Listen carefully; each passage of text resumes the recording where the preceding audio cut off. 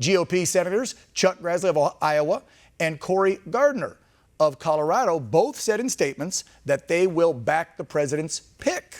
How about that? The move by them to back a pre-election Supreme Court comes as a surprise, since a lot of folks thought that they would not support this opening during an election year. Now, as for Gardner, he's facing a tough re-election in his state of Colorado against a former Democratic governor there. Mitt Romney could actually side with the president. He says he's considering whomever Trump nominates. That's a lot coming from Romney. So at the beginning of the week, we thought 4 or 5 senators might flip or recuse themselves. Now it's looking the other way. Let's find out more what's going on inside the White House with this pick. Joining me now to discuss the monumental SCOTUS pick, White House Director of Strategic Communications and Assistant to the President, Alyssa Farah, joins Real America. Hi, Alyssa, how are you today? Great to be with you. Doing well. Thanks for having me. Thanks for joining. An excellent lead-in. I think you... Yep, go ahead, sorry. Yeah, I think you made a very you make a very valid point about how Democrats are already getting ahead of this process and trying to play politics, when in reality, Republicans are coming together and the momentum is behind them to confirm a qualified judge for the Supreme Court. Alyssa, we had on a constitutional lawyer yesterday on the program who broke down the law. If folks didn't tune in, I'm sure you're very versed on it, working in the White House daily next to the president. Explain for our viewers here on Real America what the Constitution and the law says. This is not absurd. This is not illegal, like they're trying to paint the president as being a lawbreaker. This is the law, and it's his duty. And if he doesn't, it's dereliction of duty, correct? Absolutely. Under the Constitution, the president is empowered to appoint justices to the Supreme Court, and the Senate's role is to advise and consent. And it was actually Justice Ginsburg herself who said that the president does not stop being the president under the Constitution in an election year. So this whole point that the Democrats are making, that the president shouldn't be appointing someone because we're heading into an election, is absurd. I can tell you that this president, President Trump, is going to continue to keep his promises for the American people until Election Day and beyond that. Yeah, that's great to hear. And I want to talk more about what the left has been doing since literally Friday night. I mean, I really thought it was very a poignant moment, a presidential moment, and a real moment when President Trump stepped off that campaign stage. I believe it was in Wisconsin, and the reporter first told him that the justice had passed, and his reaction. And then the immediate reaction from the left, whether it was the media or political leaders and then just regular liberal Americans online, was disgusting to me. The first thing they do is start attacking the process, calling the president all sorts of names, threatening to burn down SCOTUS if this is done beforehand. This has been done before, 45 days, 50 days. This has happened multiple times in our country's history, correct? Yeah, absolutely. This president alone has appointed and confirmed 2 different justices, Justice Neil Gorsuch and Brett Kavanaugh, to the Supreme Court. This is par for the course in American history and in American politics. But what's just so odd is, well, you know, this president was mourning the loss of an American icon, Justice Ginsburg, and this White House put out a statement honoring her. The left immediately jumped into this sort of defensive posture of what can we do to block this constitutional process. That's not what you're going to see from the White House. The White House is going to have a transparent process in place with the Senate to bring a very qualified judge to the Supreme Court. And you're going to hear an announcement from the president in the coming days on who that will be. Question, did you and Kaylee and the media folks there at the White House have a heart attack when you saw that CNN actually fact-checked Joe Biden?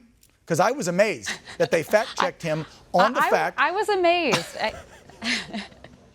I know it's a rare moment, but I guess it was just such an egregious lie. And actually, I would point out on that, it's not the Trump campaign that's demanding, or the Trump White House that's demanding Joe Biden put out his nominees. It's the American public. That's what we deserve. The American people deserve to know who anyone running for the highest office in the land would appoint to the highest court in the land. This president, President Trump, put out his list more than 3 years ago, his original list of Supreme Court nominees, and then we gave an updated list a few weeks ago. So we've been incredibly transparent. We've told the public these are the kind of justices we would put on the court. We would expect the same from Democrats, but unfortunately that's not what we've seen so far. All right, I got to bring this up, and I want to know how the White House and the campaign is preparing for this, and that is the pitfalls of the mail-in voting. We had an expert on last week's show discussing, and we laid it out for the American people because I think there's a lot of mis and disinformation out there about mail-in voting. You have states that are just sending out thousands upon thousands of ballots. There's no name on it. It's not directed to anyone. But absentee voting, like for military, I was a veteran, the president's doing it. You request it, your name is on it, it's sent to your address. You've got to fill it out, I think sign something and send it back. That is secure. The mail-in voting is not. So my question is, how is the campaign, how is the White House preparing for any sort of pitfall that we're going to have from some of these states that are doing the all mail-in? And now I see Pennsylvania extended the mail-in. You can mail them in right up until election night. I mean, we're not going to know who the president is for days. How are they going to count all these ballots?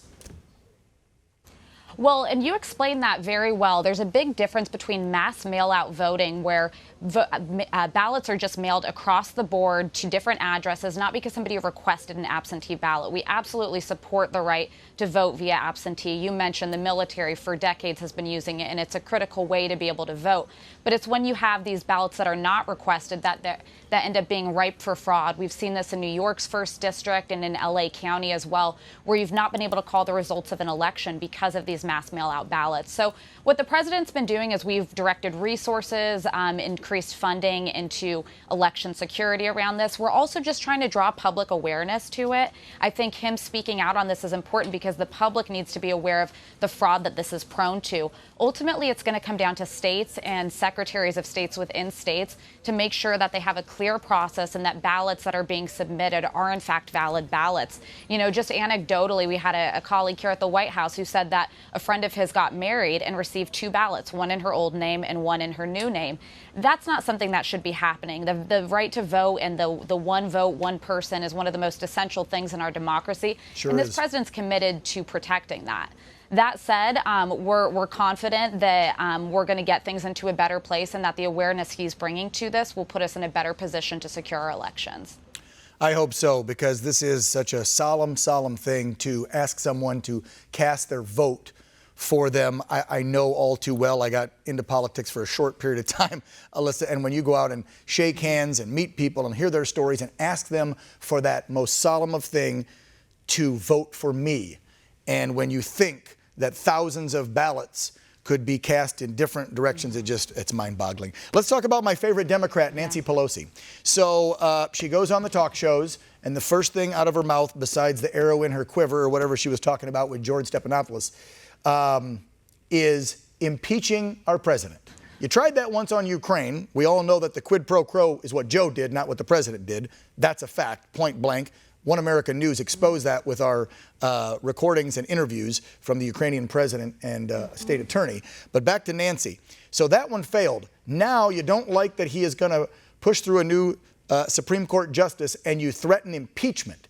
What in the heck would the Democrats have to impeach the president on by doing his job and following through with nominating a Supreme Court justice? Let the American people know this is such BS. I heard her say that and it just flabbergasted. Well, absolutely. I mean, it's purely desperate at this point. There is absolutely nothing to impeach this president over. First, we had the Russia hoax, and now they're going to create, I guess, a constitutional hoax. He has a clear Article 2 right to appoint somebody to the Supreme Court. He's going to follow through on that. I think, frankly, though, Speaker Pelosi's ridiculous comments are very transparent to the American public. I think they see it for what it is, which is an increasingly desperate Democrat Party that knows this president will likely get to name 3 qualified jurists to the Supreme Court who are going to stick to a textualist, originalist interpretation of the Constitution and be committed to protecting their most basic freedoms. That's what this president promised to do. That's what it looks like he's going to be able to do by the end of the year. And I think Democrats are in a panic over it. Yeah, they surely are. Let's talk about the debate. It's Monday, the first one. How's the president preparing for this one? Is he ready to go? Yeah, he absolutely is. I mean, I can't even imagine the varying energy levels between our commander-in-chief, this president who never stops going. I mean, from early in the day to late at night, giving countless speeches a day, countless media interviews. working behind the scenes. Every day is prep for him. This is not a man who needs to set aside a whole lot in practice. He knows the issues because he's been leading every day for 3 years. So, we're looking forward to it. He's been out and about talking to the American people, talking to the media for months. His opponent, not so much. I think he might be the one who needs some practice, but President Trump's ready to go and is looking forward to it. I could tell watching those stump speeches the last couple of weeks in Ohio, Wisconsin, Minnesota. There was one of the speeches I watched the other night on Thursday, I think, or Wednesday. I was like, wow. He's on fire. Final question. We've got about a minute left. There was an article that came out today that talked about more at-risk communities for the COVID virus with younger children, teenage and even younger, because there has been a couple of deaths in the country, even though we know this mainly hits 65 and up. And those are in black and brown communities, specifically the black community. Is the president working on something? I thought I read something and he's got a plan, or they're already working with the CDC to hit those communities that don't have the health care needed for these younger kids that are getting the virus. Can you tell us about that? Absolutely. Yes, this is a great point that you make. So the president's been committed since the outset of COVID to protecting vulnerable communities. And as we've learned more about the virus, we realize that it hits certain minority communities harder than others. So one of the steps that he's taken most recently is actually announcing that we're giving 250,000 rapid point of care tests to historically black colleges and universities around the country. And then we're going to give an increase of 300,000 in a month so that we can be testing students as they come onto campus, just taking that extra level of precaution to ensure their safety as they get back in the classroom, as they get back to playing sports or whatever it may be in their community. But this is one of the many steps that the president's taken to make sure that we're dealing with different people groups within COVID who might be more predisposed to different illnesses. He's going to continue to fight this virus. We've got 150 million rapid point of care tests that we're going to be putting out to the states in the coming weeks. So that's something to look forward to, and stay tuned for that announcement. All right, great to hear that. Alyssa Farah, she is the White House Director of Strategic Communications and also a direct assistant to the president. You're welcome on the show anytime to fill us in and let us know what's going on and let the American people know what's going on in our house, the White House. Alyssa, thank you so much. Thanks. Great to be with you. Yep, appreciate it. Coming up on Real America, Dr. Shelby Steele joining us to talk about the left's and Joe Biden's blatant pandering to the black community. You don't want to miss this one. He's got a lot to say.